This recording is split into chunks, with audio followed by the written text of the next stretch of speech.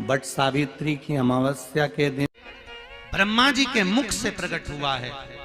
सौभाग्यवती नारियां अखंड सौभाग्य के लिए बट सावित्री का व्रत आप लोग करते होंगे, कई लोग अखंड सौभाग्य के लिए करेंगे, क्योंकि इस बट के पेड़ के नीचे भगवान विष्णु शंकर जी से विनती करे थे वर के लिए, इसलिए अखंड सौभाग्य का देने वाला जिसका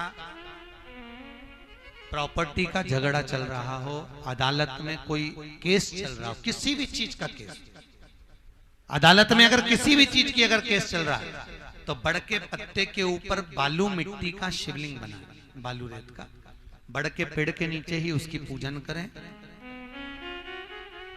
उस पे 3 चम्मच दही चढ़ा दें,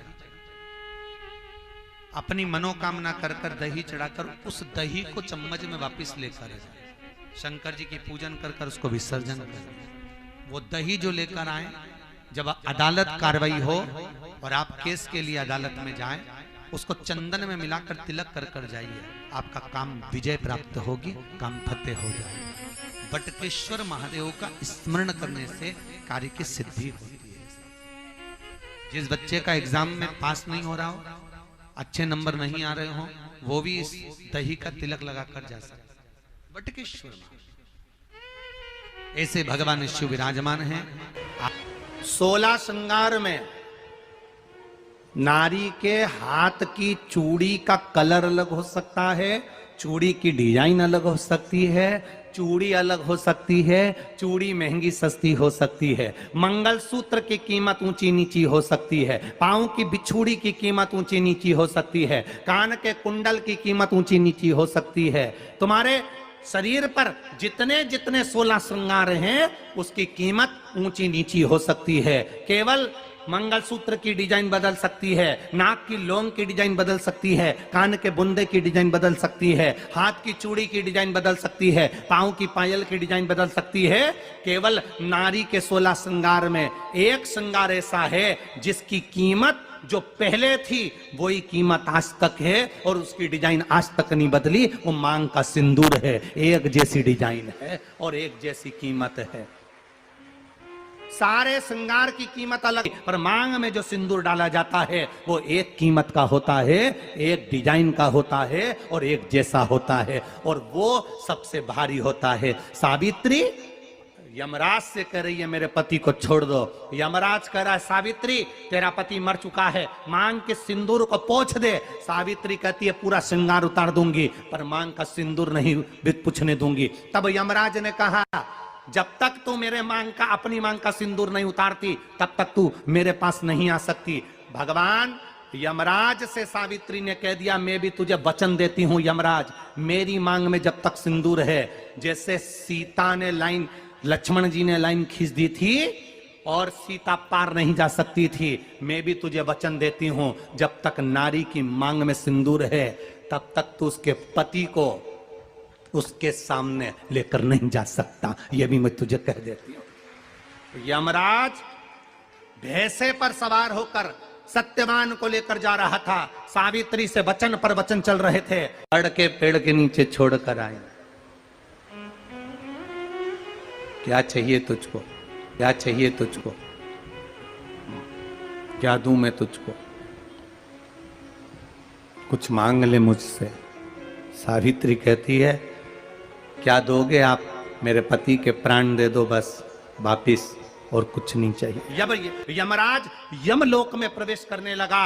मांग के सिंदूर में से थोड़ा सा सिंदूर सावित्री ने केवल हाथ में लेकर अपनी बिंदी पर जो लगाया, सत्यवान को लेकर यमराज अंदर नहीं जा पाया। बाहर खड़े होकर कहता है मांग ले, मैं तुझे एक वचन नहीं, तू बोले तो मैं 2 वचन दे देता हूं, तू बोले तो मैं 3 वचन दे देता हूं, तू मांग क्या चाहिए। तब सावित्री ने कहा देना चाहते हो, हाँ। अब यमराज को लगा कि लालच में पड़ गई सावित्री, तब कहा पहला वचन दीजिए मेरे अंधे सास ससुर के नेत्र वापिस आ जाएं। यमराज ने कहा तथास्तु। दूसरा वचन दीजिए मेरे सास ससुर अपने पोता पोती का मुख देखें। यमराज ने कह दिया तथास्तु।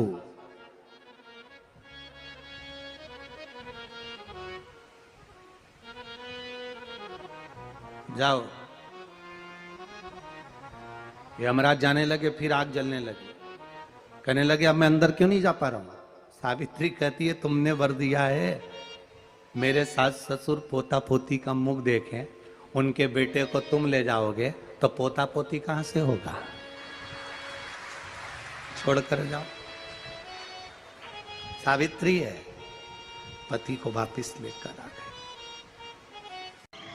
कर्जा मुक्ति के लिए सारे वृक्षों में अगर कोई श्रेष्ठ वृक्ष माना गया है तो वो बट का वृक्ष माना गया महाराज। इसलिए प्रशासनिक कार्य के लिए, मानसिक टेंशन में, परेशानियों में बटकेश्वर महादेव का स्मरण किया जाए।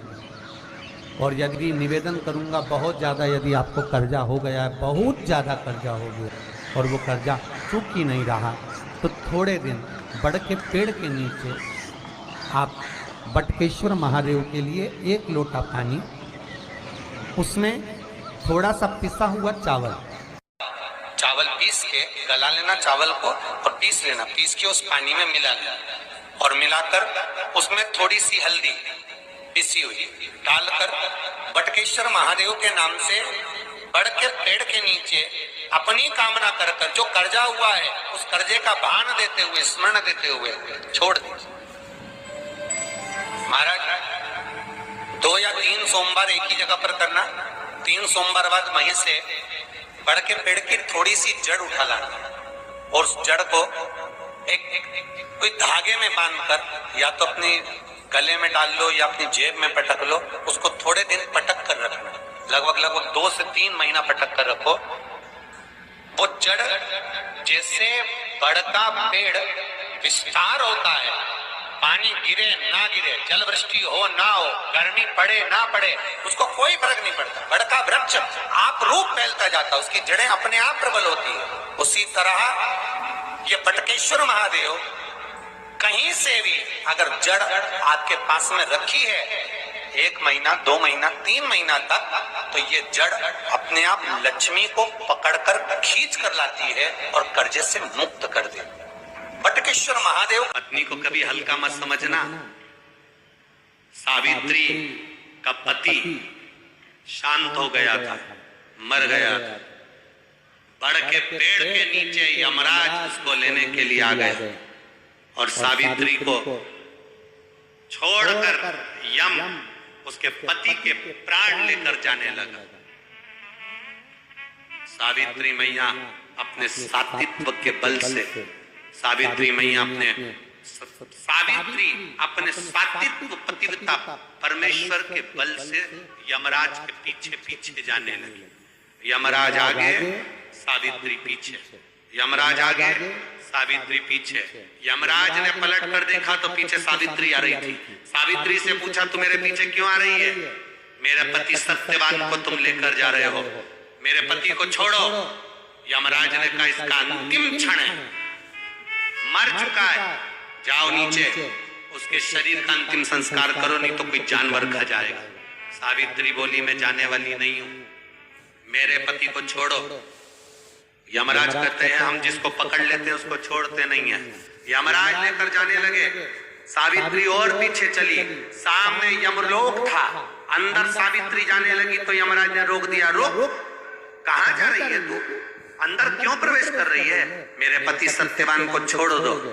यमराज प्रसन्न होकर बोले सावित्री आज मैं प्रसन्न हो गया तुझ पर, क्योंकि तू मेरे दरवाजे तक आई है, मांग तुझे क्या चाहिए। सावित्री कहती है मुझे 2 वर दे दो, मुझे 2 वर दे दो। अब तो यमराज प्रसन्न हो गया, ये अपने पति को भूल गई, इसने अपने पति को छोड़ दिया। ये अपने पति को भूल गई, इसने अपने पति को छोड़ दिया।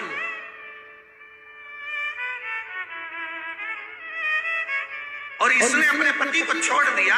अब ये कुछ मांगेगी, 2 वर मांगेगी तो मैं इसको 2 वर दे दूंगा। यमराज प्रसन्न हो गए, अपनी पति को छोड़ा इसने। यमराज ने कहा अपने पति को छोड़कर जो तू 2 मांगेगी मैं दे दूंगा, बस पति मत मांग। तो सावित्री ने कह दिया नहीं मांगूंगी पति। ठीक है, मांगो। सावित्री ने कहा पहला वर दीजिए। मेरे सास ससुर की आंख में रोशनी नहीं है, उनकी आंखों से दिखता नहीं है, बस इतना सा वर दे दो, उनकी आंख की रोशनी आ जाए और वो अपनी गोद में अपने पोते को खिलाएं, बस ऐसा वर दे दीजिए। यमराज प्रसन्न हो गए, इसने पति नहीं मांगा, तथास्तु। अब यमराज ने कहा दूसरा वर मांगो। सावित्री बोली दूसरा वर दे दीजिए। मेरे सास ससुर आज तक कोई तीर्थ करने नहीं गए, मेरे सास ससुर का जो बेटा है वो उनको तीर्थ कराए, बस ये व्रत दे दो। यमराज ने कहा इसने अपने पति को नहीं मांगा, तथास्तु। अब यमराज ने कहा जा सावित्री के कहां जाऊं? आपने कहा था मेरे सास ससुर जब आंखों से रोशनी पाए अपने पोते को खिलाएं, पति तुम ले जाओगे तो पोता आएगा कहां से? पति तुम ले जाओगे, पोता कहां से आएगा?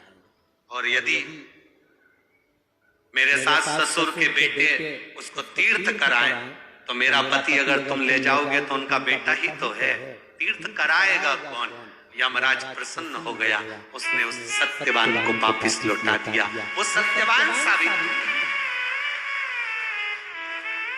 तो जितने भी यहाँ पर मेरे जीजा होन बैठे हैं और जितने आस्था चैनल पर कथा सुन रहे हैं, जितने मोबाइल पर कथा सुन रहे हैं, तुम अपनी पत्नी को कभी हल्के में मत लेना, बिल्कुल हल्के में मत लेना।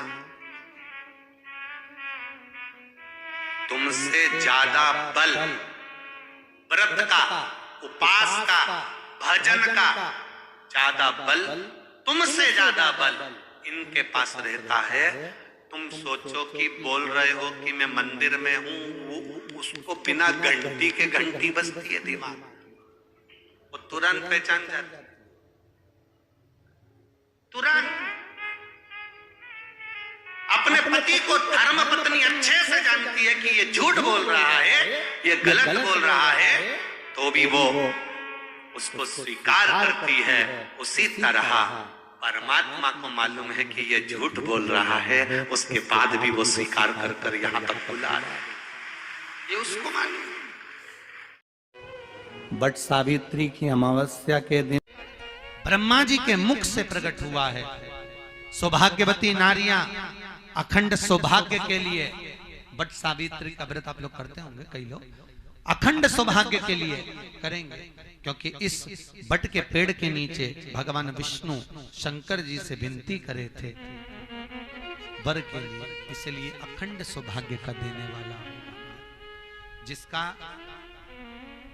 प्रॉपर्टी का झगड़ा चल रहा हो, अदालत में कोई केस चल रहा हो, किसी भी चीज का केस, अदालत में अगर किसी भी चीज की अगर केस चल रहा है तो बड़ के पत्ते के ऊपर बालू मिट्टी का शिवलिंग बना, बालू रेत का, बड़ के पेड़ के नीचे ही उसकी पूजन करें, उस पे 3 चम्मच दही चढ़ा दें, अपनी मनोकामना कर कर दही चढ़ाकर उस दही को चम्मच में वापस लेकर जाए, शंकर जी की पूजन कर कर उसको विसर्जन करें। वो दही जो लेकर आए, जब अदालत कार्रवाई हो और आप केस के लिए अदालत में जाएं, उसको चंदन में मिलाकर तिलक कर कर जाइए, आपका काम विजय प्राप्त होगी, काम फतेह हो जाएगा। बटकेश्वर महादेव का स्मरण करने से कार्य की सिद्धि होती है। जिस बच्चे का एग्जाम में पास नहीं हो रहा हो, अच्छे नंबर नहीं आ रहे हो, वो भी इस दही का तिलक लगाकर जा सकता। बटकेश्वर ऐसे भगवान शिव विराजमान हैं। 16 श्रृंगार में नारी के हाथ की चूड़ी का कलर अलग हो सकता है, चूड़ी की डिजाइन अलग हो सकती है, चूड़ी अलग हो सकती है, चूड़ी महंगी सस्ती हो सकती है, मंगलसूत्र की कीमत ऊंची नीची हो सकती है, पांव की बिछुड़ी की कीमत ऊंची नीची हो सकती है, कान के कुंडल की कीमत ऊंची नीची हो सकती है। तुम्हारे शरीर पर जितने जितने 16 श्रृंगार हैं उसकी कीमत ऊंची नीची हो सकती है। केवल मंगलसूत्र की डिजाइन बदल सकती है, नाक की लौंग की डिजाइन बदल सकती है, कान के बुंदे की डिजाइन बदल सकती है, हाथ की चूड़ी की डिजाइन बदल सकती है, पांव की पायल की डिजाइन बदल सकती है। केवल नारी के 16 श्रृंगार में